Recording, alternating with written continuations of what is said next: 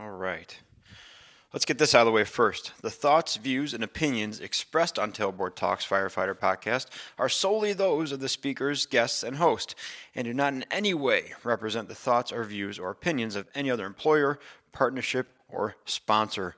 The material and information in this podcast is for general information purposes only and should be used at the listener's discretion. Hey everybody, Chris here from Fourth Shift Fitness and the Tailboard Talks Firefighter podcast. This week's ads are for just that, Fourth Shift Fitness and the Tailboard Talks Firefighter podcast. If you like the show, if you like the content up on social media, you can support it. You can go on the Fourth Shift Fitness website, fourthshiftfitness.com. It's 4th shiftfitness.com, and check out the Buy Me a Coffee button. You can also check out the merch. There's still shirts and hats and stickers available, but all that money goes towards supporting the show, supporting the message, and building the Fourth Shift. If you're interested in personal training, I can do some remote stuff. I can do some in-person stuff if you're in the area, in the Chicagoland area, but we offer that as well. So check it out. If you like what you're hearing, please go support the show, donate, buy something, keep listening. Really appreciate it. Spread the show around, and let's get into it. Here comes the intro. Skip forward 30 seconds if you want to get right to the episode. This is the Tailboard Talk podcast, the best health, wellness, and lifestyle resource for the fire service. We're using stories, lessons, and tips from the front lines to give a realistic view of what the job can do to us and how we can make it out alive. I'm Chris Morella, a firefighter since 03, medic since 05, full-time since 08, and promoted to lieutenant in 20. I'm also a personal trainer and strength coach, and I'm here to give you the best information and host the best discussions to make us capable and durable, both on the job and away from it. So grab a heater, steal some fancy creamer from First Shift, and let's go chat. All right, this week is going to be a little bit shorter episode. Last week was a long one with Megan Frillman talking about the fertility and pregnancy and policy issues. It was fantastic, and I got a ton of good feedback from it, but it made me really think about a lot of things, and I'll get into those later. So a lot of lessons learned came out of that one. But one of the major things that it made me think of was how we try to convince people of things, and specifically in the fire service, in the fire station, and how terrible we are at it a lot of times because we go into it with these totally off base expectations. And it's an ego thing for sure. It's an experience thing.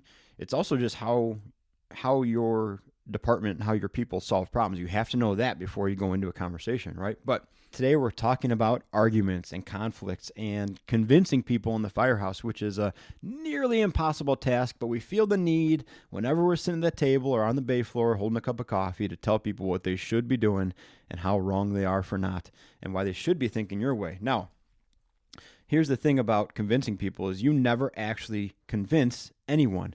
I don't convince you guys of stuff. You don't convince the people arguing with the stuff. What happens is you present information and they got to rationalize it within themselves. And we all do the same thing, right? If you tell me something I don't agree with, I have to take the information and rationalize it. Am I going to discard it? Am I going to say, I kind of don't mind some of this? I'm going to convince myself. You're not going to convince me. You're going to provide information. And too many times we enter a conversation with the idea that I'm going to sit down at the table with this person and over the next 7 to 12 minutes, I'm going to completely change who they are. And not only will they see my point of view, they're going to embody it and then go profess my teachings over the land. That is so off the wall. I can't even tell you. But that's how we go into stuff, right? Not to mention the people that we're usually arguing with are very, very similar to us in personality or experience sometimes or something. So when they see you walk in the door, they're like, well, this person's not getting to me today. There's already walls built up, right? Now, I'm going to go over some things that we do wrong, in my opinion, that can be better, that I've done a lot of times wrong, and also some things to try. So next time you go into a conversation, if you actually want to be meaningful and kind of constructive, you can try some stuff, right? Now, the first thing is recognizing that so many conversations we have are just non-starters to begin with. We all know the hot button things like religion and politics and all the boring stuff, right? But there's other ones too, specific to the fire station. And that's like 35-year-old somebody telling 57-year-old somebody how and when and what they should do with their retirement. There's so many factors that 35-year-old just can't even imagine yet that 57-year-old has examined in depth that it's a non-starter, right? And you'll get that, every day. We have a good number of people looking to retire at my department over the next 5 or 6 years. Each one of them at a different time in their career, some at 28 years, some at 32 years, some not sure yet. all with different approaches to what they've saved, what they've spent, their family size, their medical issues, so many variables. But regardless of that, you sit down the table and you're going to have someone in their 20s and 30s telling that person how much money they need to retire. Non-starter, all right? And here's the truth about conversations and arguments and convincing people. It's that you're less important than you think, okay? It's really, you got to hope that you're the right person, first of all, who's going to present this information, whatever it is. And that could be the issue number one. There's just some people I won't listen to. I'll listen to their message sometimes if someone backs them up and says, you should probably listen to them. Then I'll take a look at it. But there's some people I know that are going to come at me with some stuff that I'm not going to want to hear. The next is you got to have the right timing, okay, the right information, and that person is in a position where they're willing to not only just sit there and kind of placate you and tell you they're listening, but actually take it in and maybe make a little incremental change sometime that you won't know about. And that goes against all of our instincts as helpers, right? We see a problem and we typically have a pretty immediate solution to fix it. If your heart's doing this wiggly thing, hit it with electricity, fix that. If there's a fire, get some water, put it on the fire. Not simple, very simple. But if I don't agree with you and you don't agree with me, you got to trust that you're going to present this information, they're going to receive it, and sometime between the next 2.5 minutes to 24 years, maybe they'll take it into consideration and maybe adjust a little bit. And that would be a big victory, right? But we're never going to hear about that. And so that's frustrating. The lack of closure on these things drives us bananas, and it gets us into more and more trouble. We think when that happens, we don't see that immediate change. We'll try harder, yell louder, bring more passion, come with the heat. And that's what we do. And that's where these things become infinitely entertaining, but horribly useless. So here's some things to avoid from my experience of both making plenty of mistakes and also watching guys just getting in terrible spots from their approach, okay? Now, the first thing is pretending you're the expert when you're talking to the expert. And this can be that retirement talk I just had, right? You have someone that's years or months away from retiring. They've looked at their finances. They know what they've been doing for the past 25 to 30 years. They have knowledge of context and details that you'll never have. You're talking to the expert, hopefully. You're not the expert. And so you're going to come with all sorts of ideas of what they should be doing. None of them are going to fly, right? We also see this with younger generation firefighters talking to older generation firefighters. There's some things that those older generation firefighters have experienced, whether it's on medical calls, fires, emergency scenes in general. They've experienced that. And so they have those thoughts in their head. They have those things that they believe that have been built over decades of struggling with that stuff. You as the new person comes in and tells them something completely different or new, you got to know who you're talking to. I think one of the biggest examples of that conflict I can think of is pushing fire. When I came on the job, there was still the belief that you could push fire with the hose line, that you could have a fire in the kitchen, and if you opened up the line in the kitchen and it was pointing the wrong direction, you could push it to the next room and up the stairs to the bedrooms, right? Did all kinds of studies on it. Not so much true. You can push all the stuff that is associated with the fire, all the smoke and steam and all the junk that goes with the fire, you can push that throughout the house. But actual fire, you're not going to catch the next room on fire by trying to put it out. That was a big conflict because you had nearly probationary members telling nearly 30-year-old veterans that what they experienced didn't happen. That what they actually experienced was this, but you thought it was that. And what you're saying I can do, I can't do. Big conflict, right? You as a probationary person probably aren't the person to spearhead that conversation. So, long story short, don't pretend you're the expert when you're talking to the expert. Now, the next one is something that might be the most prolific and the most common thing is one-upping, right? Trying to one-up someone's story instead of using your experiences to show you have credibility. You can talk about whatever the topic is. I'm sure an example is coming to mind. This is all about calls. This is all about personal struggles, relationships, EMS calls, finances. You'll get someone telling a story. I'm going through this. This is what I think. This is what I believe. And they might even cut them off. That next person at the table start telling a story. And you think it's related and they're going to be kind of falling back in line. All of a sudden, either it does two things. Takes a hard right turn and you're like, this story isn't related at all. You just want to talk. You're one-upping. You're kind of telling something else. Or it keeps in the same vein. And instead of saying, man, I had these struggles too. Here's how I went through it. Your whole goal for telling a story is to say how much better you did at that situation than that person who was telling the first story. be careful, right? That is just going to turn people off. You didn't teach that person anything or share any knowledge with them besides how much better you think you are than them. All right, and the next one is false equivalence. And this one drives me bananas. It more or less drives me apples and oranges because that's what it is.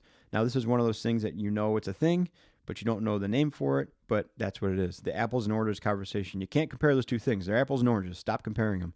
That's false equivalence. And we saw this last week when I was talking to Megan because she wanted to institute maternity leave. And some people were pushing back and said, I've been trying to get stipends for my special team for years, and now you're going to come along and ask for this benefit that I might not be able to get? That is such a garbage argument. Now, I looked it up because I wanted more actual smart words on it. What I got was entertainment. One of the first pictures that comes up when you Google when you search false equivalence is a picture of Jesus next to a picture of Hitler. And it says, they both have mustaches, but that does not make them the same in terms of their ideological beliefs.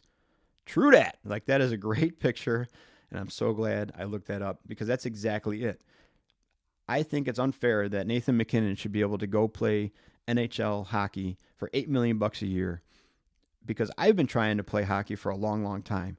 Well, the reason those two things are different is because he's amazing and I suck, okay? It's not fair because I believe it's not fair. It's completely fair when you look at skill and ability and all that stuff. So it's unfair for me to say, like, well, if he can do it, I should be afforded the same opportunity. Guess what? I was, and I couldn't make it. Not mad about it. I'm just bringing up, that sounds really, really bitter. I'm not. I was very comfortable with the fact I was not good enough. But I'm bringing up, that's how absurd these conversations are. All right. The last one is a dangerous one because it typically happens, and these are some of the more emotional and charged and hurting feelings conversations you can have because they typically go around personal stuff. And this is inappropriately placing your values on the person that you're talking to or arguing with, okay? And you can probably imagine right off the bat, this usually has to do with the touchy issues, religion, politics, anything in that vein. The stuff they tell you to avoid talking about at dinner parties, exercise, anything in that vein, if you don't understand where that other person's coming from and what their values and beliefs are, and you're assuming that they have the same values and beliefs that you do, they just have this little piece of the puzzle wrong and that's going to help them, you are so far off, okay? You cannot place your values on the people you're trying to appeal to. You have to understand what their values are and take into account how you're going to deliver that message. But that is the best way to make everybody angry. Now, here's some things to try. I don't want to leave you with just problems. I want to leave you with some solutions. Here's some things to try. And I've tried to do these more and more since I started pursuing promotion because I had to be more effective in the way I communicate with people, right? The first thing is set the expectations. If you know you're going into a difficult conversation, put it out there. Hey, can we talk about this? I want to talk to you about this. Is this okay? Can we bring this up? They might say yes. They might say no. They might say later. They might say, yeah, but not with that person here. Set the expectation. Also the expectation of what they're willing to listen to. Like, set that expectation. Ask them, how solid are you on this idea? They might say, so solid. This is 100% who I am, what I believe, and I have a tattoo with the thing on me to prove it. In that case, adjust your expectations of what you're going to get out of that conversation, right? They might say, not too solid. I like it, and I think that's what I like, and I'm kind of what I believe, but I'm open to hearing something different. That's an in. That sets your expectations also, right? The next thing you have to do is take attendance. Take attendance of the room. I cannot stress this enough. Take attendance before you get into a conversation you know is going to be a thing. I'll take attendance for several reasons. First of all, to know stuff I shouldn't be talking about, what I should not approach, but also what I should approach. I will be the first one to tell you, politics is not a huge thing in my life, right? I don't seek out information on it. I don't seek out stories on it. It's there. I understand. I have to understand the basic parts of it. But beyond that, I'm not interested. However, if the right person's in the room, I am now a political analyst and expert. I will spout off all kinds of stuff because I know that person is going to grab onto it and we're going to get into something fun. But I can't tell you how many times on the flip side of that, a battalion chief has walked in the room or a captain has walked in the room and someone will spout off and be like, what's the deal with blank? Why aren't we doing this? And what's this guy's problem? If you think that upper level management person is going to start giving you all the details in a room full of people of varying attention spans and also motives, what are you thinking, right? There's no way you're going to get a good response out of that person. Take attendance, okay? If I go one-on-one with that battalion chief and I've also cleared my chain of command, right, that's another part of it, maybe they'll give me a little insight, give me a little information about what I'm asking about. But to ambush someone in a room of varied people is never going to work. So take attendance of what you're talking about and who is around you when you do it. Now, if you are going to get in a conversation with someone, ask questions for the right reason, okay? Ask because you're legitimately interested or concerned or you don't understand something. As tempting as it is and as fun as it is sometimes, don't ask questions that lead them down the yellow brick road into your bear trap. It can be entertaining to watch. It can prove some very harsh points. But if you actually want to have a conversation with someone, a constructive conversation, ask questions that you're concerned about, right? If you're not concerned, don't ask questions just to make the person work. And this has happened to Kurt and myself several times where someone will try to prove how smart they are in terms of exercise and working out by asking questions they already know the answer to, but they'll do it in front of people. So when we tell the answer, they can agree with it and say, I thought that was the case. You already know the answer. And we can see you already know the answer. All that does is next time you come with a question, I'm going to doubt that you actually need the information. And I'm going to say, this person just wants to sound smart. You explain why it's so smart and just show people you got a big brain. It's all good. Now, this next one's one I've used recently and kind of frequently. And I'm going to tie it back to the retirement stuff because it's a good example, but you can put it on pretty much anything, right? You can put it on injuries, light duty, workman's comp guys. You can put it on training stuff. And that's referencing people for the sake of conversation, but not necessarily teaching the lessons of what that person did. And it's a tough one to explain, but here it is, right? You get someone that's going to retire and they're 2 years away from retirement. And there's a lot of conversation on if you should retire at 28 years, at 30 years. Some people need to stick around longer. Some people want to wait longer because there's some insurance benefit. Instead of saying, here's what you should do. So-and-so left at 28 years because of this, and this is what they found, and this is how it went. That's almost like asking a closed-ended question. It's like a yes, that's it. You've ended the conversation with your story. Instead, what you can do is say, hey, didn't so-and-so leave at 28 years? I thought they were going to leave at 30. They left at 28. I'm not sure what their deal was, but it worked for them. That opens it up to talk about, well, that person had this going on. That person had that going on. And this was their situation. And yeah, that worked for him, but it won't work for me. That's an open-ended story that gets people talking about the situation. And if somebody was doubting that person or had questions about it, now they have the context to be more informed, right? So using stories of other people can be effective as long as you're not saying, this person did this, so why don't you do that? Use it as a landmark to start a conversation instead of a teaching point. Now, the last one is very, very difficult to rationalize with yourself. It's very, very difficult to keep in your mind as the conversation or the argument is winding down, but it's incredibly effective in keeping your mental state sound, okay? And that is this. Unless that person and their decisions or whatever you're debating directly impacts your daily life or operations or your safety or anything like that, unless it has those implications, whatever they believe, whatever they think, whatever you think they're wrong about, that is their problem. That is their issue. That's their thing to deal with. But that is their problem. If you carry that with you now, and your sole purpose is to appeal to this person every time you see them, or it just bugs you so much that they can't see your way, or they continue to do these things, and they're not directly impacting you, you're burdening yourself with so much extra junk that you don't have to. Let them have it. And if you believe it's that bad, it'll catch up with them eventually. And if it's really not that bad, maybe you're the one that has a bigger problem with it than they do. That's usually the case, right? You have a bigger problem with whatever that person's saying than they do. If they had a bigger problem with it, they wouldn't be doing it.